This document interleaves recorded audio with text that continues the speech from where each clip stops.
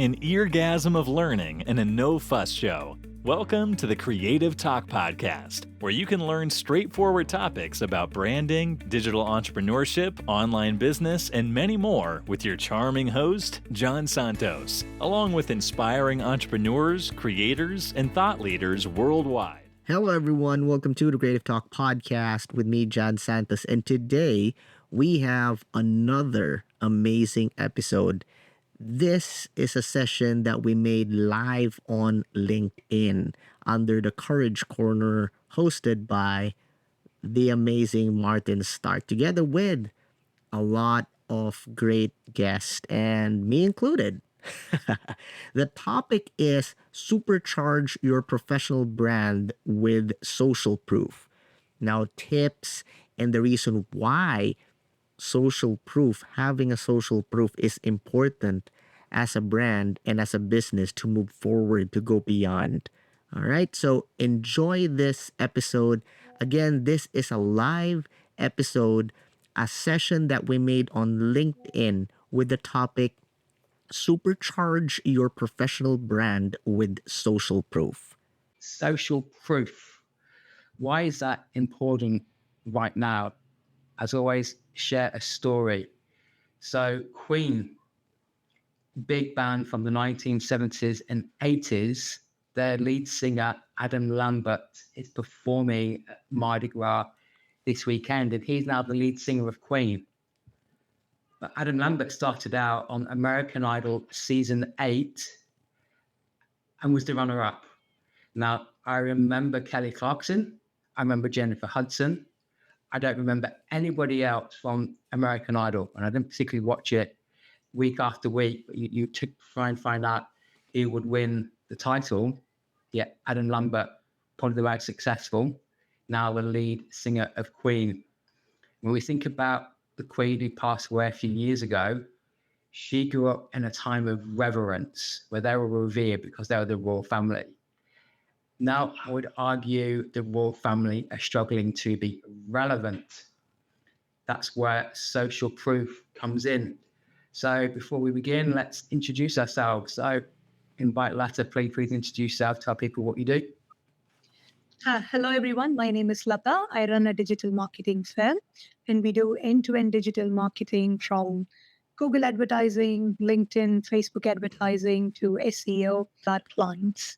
Thank you, Martin. Over to you. No, you're welcome. And Roy, please introduce yourself, my friend. Thanks so much, Martin. So I call myself a strategic brand marketer. And the reason that I call myself a strategic brand marketer is when you are trying to promote your brand, whether it's big, small, iconic, whatever size, if you don't have a strategy, then you literally are, rudderless in the ocean. So what I do is I assist medium-sized companies and Fortune 500, but medium-sized companies are my ideal client with their strategic positioning of their brand through product marketing solutions. Is that they have a lot of them have the most incredible products. They have the most amazing services, but nobody knows about it because they don't know how to get in front of the ideal clients. So I have a key, it's a special key, and it unlocks the door to open up the door to get those medium-sized companies in front of the ideal clients. And one of the products that I use is a video brochure.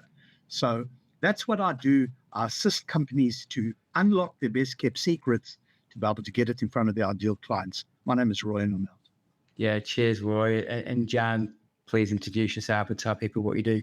Thank you. My name is Jan Santos. I'm a branding and podcast agency owner. What we do is we utilize creative content and podcast to bring your business, your brand to the next level. Whoop, whoop. Everyone, please do share this session because it will help us get more visibility on LinkedIn. The more people, the more help we can do. Love you. Back to you, partner. Yeah, no, brilliant. Thank you. So Australia's had a visitor for the last 2 weeks, and she is now in Singapore. And I know Roy, when he's down recording his famous videos at Bondi Beach, is thinking about this person. She was at the Super Bowl. I knew she was at the Super Bowl more than I did the names of the team. I still don't even know the names of the teams. And that's Taylor Swift. And she had one classic song. And there are a few lines in there which I think really emphasize. It's like,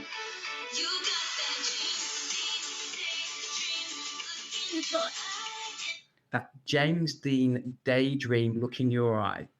So James Dean, those classic posters, the picture, that daydream look.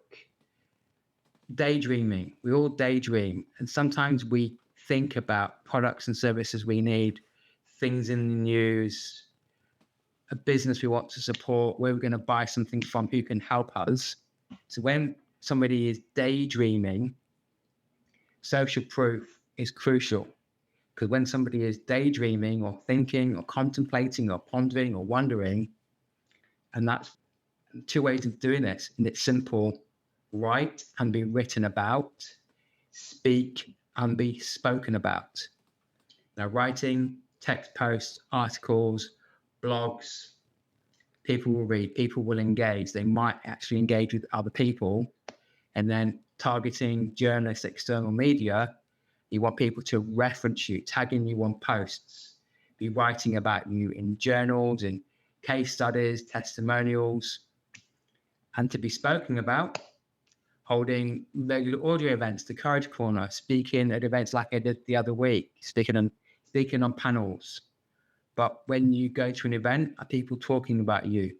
I went to an event last night, a bit weird to go, but you might be at an event, you could be in a meeting, you're talking about somebody in a positive way, you want them to be talking about you. So Lotta, would love to get your thoughts on getting your message beyond LinkedIn. Sure. Yes, Martin. So as of now, LinkedIn is one of the most powerful platforms. So I have been sharing our stories on LinkedIn for almost the last 2 to 3 years. And LinkedIn has given us a huge support in terms of like pushing our content all throughout. So I want to actually tell you about a quick social proof funny story that happened in 1970s. So there was this dentist. So what she painless surgeries. So that was a social proof for that guy, that dentist does only painless surgeries. So people started coming over and over again and again. So people had social proof even even long before that. And that's why even Robert Cialdini coined that in 1984 about the social proof. And I am constantly seeing that on LinkedIn too. Even when people wanted to choose our service, they check our recommendations on LinkedIn before choosing us. And they check what we are doing it for our clients before choosing us. It's so powerful. And LinkedIn has given a huge platform for businesses to take the social proof to the next level. Thank you, Martin. Over to you. No, it's interesting. Some people are scared of the dentist, and you would have a checkup every 6 months. And you would always know before you have to see the dentist, you have to give yourself that special clean. You don't want to go to the dentist and say, have you been flossing? You say, yes, for the last 6 months. And then within a few weeks, they go, yeah, so within a few minutes ago, that you haven't been, and they do that, scale and clean, and then you promise to floss. But do you remember? But the thing is, going to the dentist reminds you need to floss probably the week or so before. My take on this, and it's something that I'm very intentional about. So there are two words that I bring to the table for this. One is consistency, and the other is intentionality.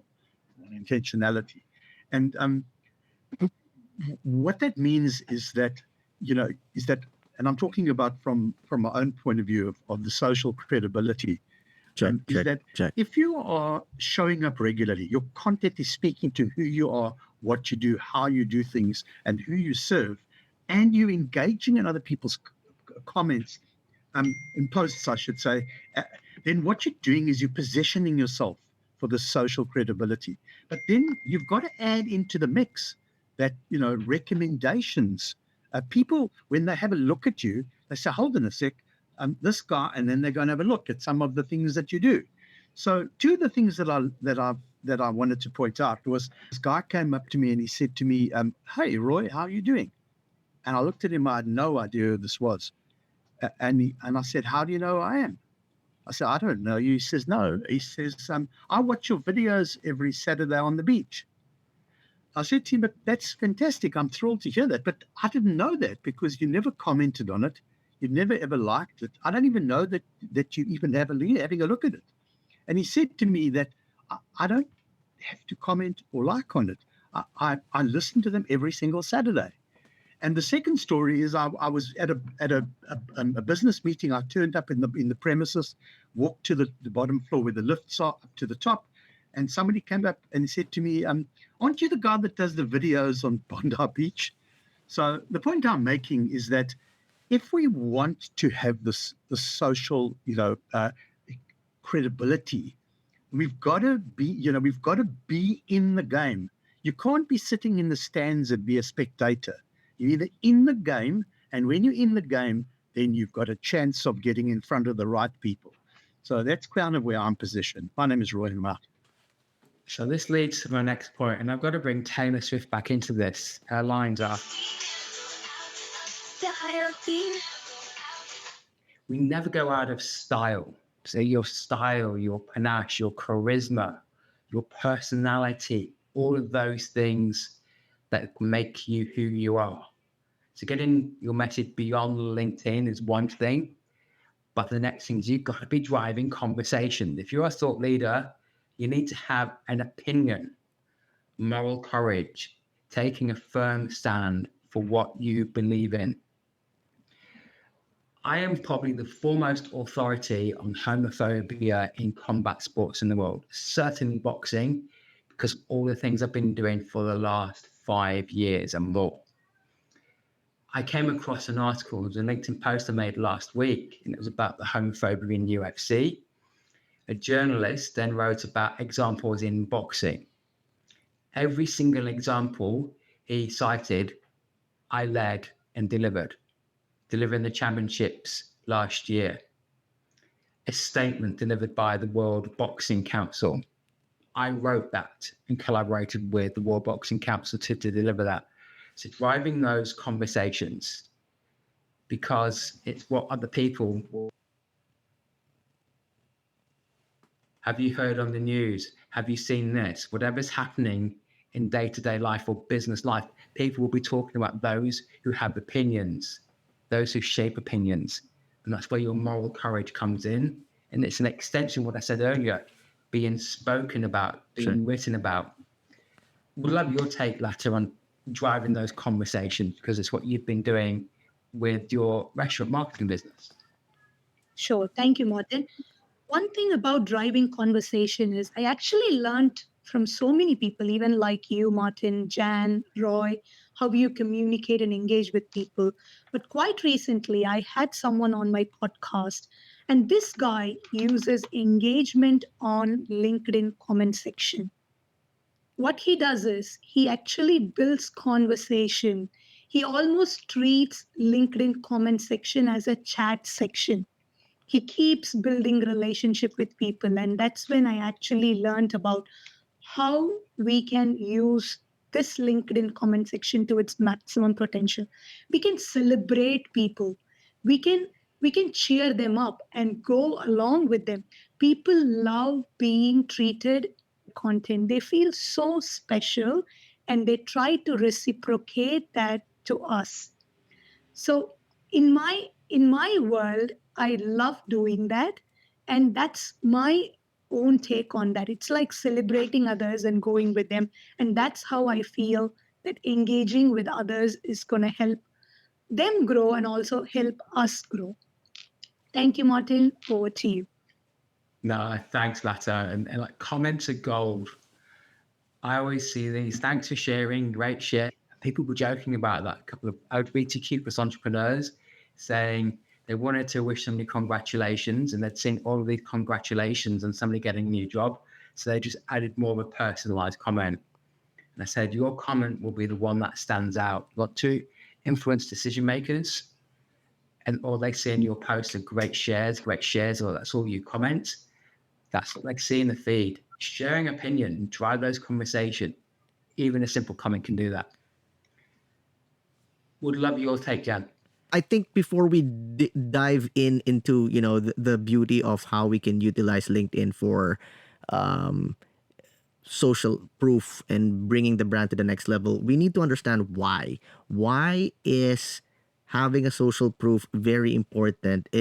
And understand before the facts and everything. We need to understand why, because that's the core. The answer to that is trust. And that is the currency of everything in business and in brand. Yes, money is important. Yes, recognition, power, influence, range, exposure. But without trust, we cannot push forward. And trust cannot be dictated, it cannot be mandated. You cannot teach people, your tribe, to trust you. That is the role of social proof. Now, the question is how to achieve trust with social proof. That's where the power of getting your tribe to speak for you. My name is Jan. Back to you, partner. Cheers, Jan. Thanks for your take on this. And Roy, same question for you. What's your take on advice on driving conversations to get your social proof out there? Well, I'm gonna jump on the back of what Jan just said, because I told you in the pre-live room I've got this particular story. So I did a little bit of mining on LinkedIn. I targeted some creative agencies that I wanted to have conversations with, and I did the normal process that I have. I sent them a personalized message. I referenced aspects of their profile. I referenced aspects of their content, and I said I'd love to connect. And I had probably about an 80 to 85% success rate. And one of the guys that is one of these creative agencies, actually a graphic designer, strangely enough, and a content a copywriter, reached out and said, "I'd love to have a chat with you." Now, here's the point. I'm thinking to myself on a regular basis, I'm showing up all the time. The content that I produce, I'm offering, branding and marketing insights and tips. I'm not selling anything. I'm thinking to myself that I'm doing, inverted commas, quite a good job of helping people with ideas around branding and marketing. So I said to this guy, I said, "Look, well, this is what I do." He told me what he does. And then he dropped the bomb for me. He said to me, "Until I've worked with you, I can't recommend, I can't refer you onto the creative agencies that I work with." I said, "Why not?" He said, "Because I have no qualification about you and what you do." So I said to him, "But hold on a sec.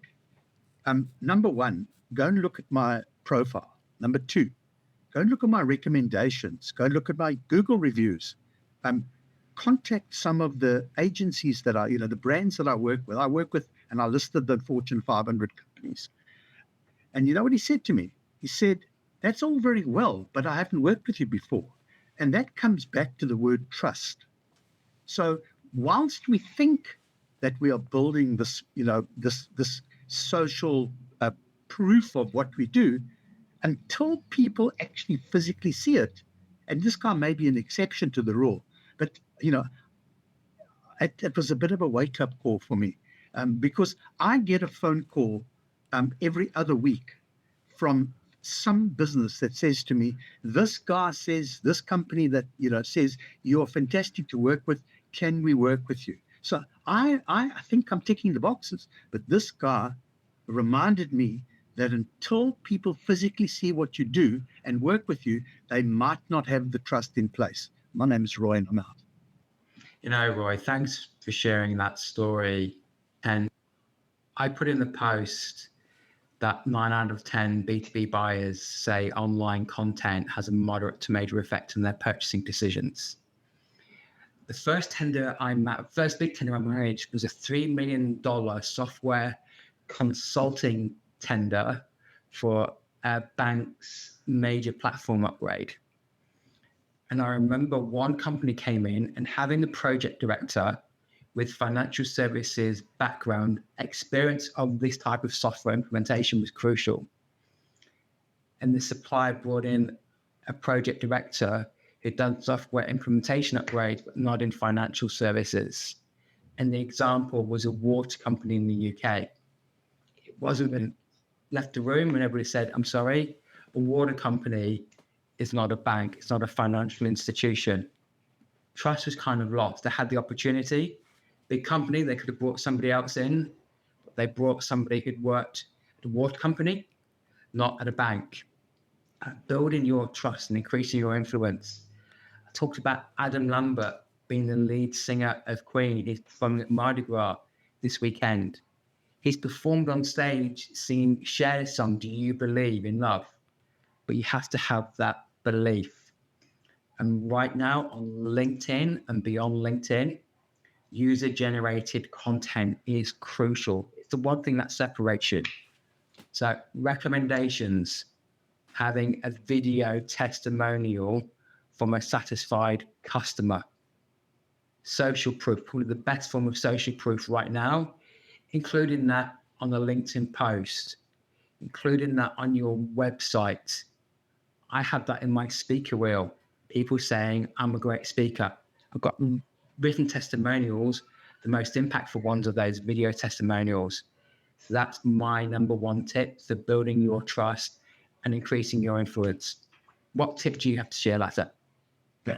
Sure. Thank you, Martin. One thing I wanted to share here is a simple equation here.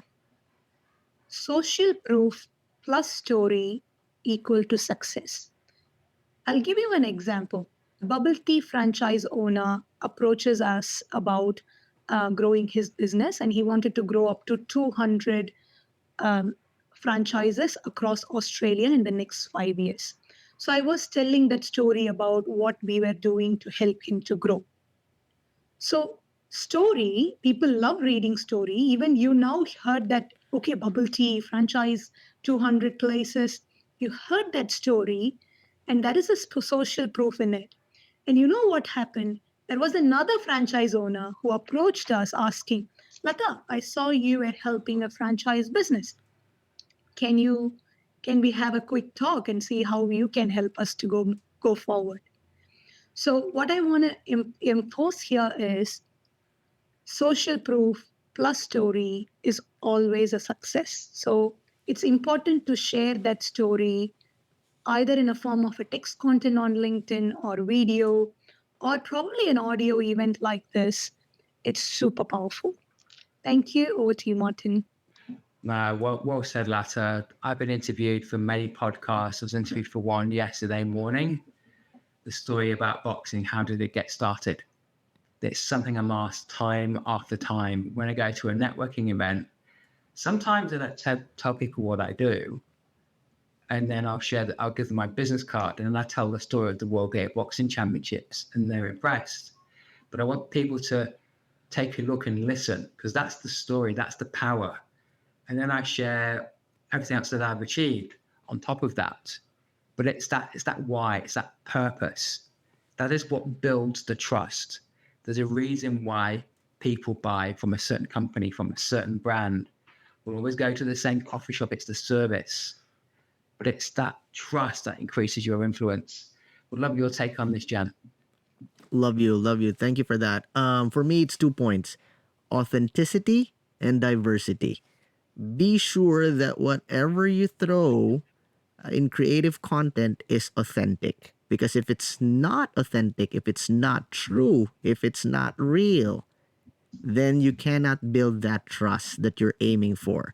All right. So authenticity and diversity. Now, diversity, because each platform reacts differently. There are a lot of social media platforms like LinkedIn, YouTube, TikTok, Instagram, and so on. They act differently. So understand which format goes well with those platforms and focus on authenticity and play with creative content to boost your brand with social proof. My name is Jan. Back to you, partner. Whoop, whoop. So I'm going to be playing that track again. So I'm coming up. Taylor Swift.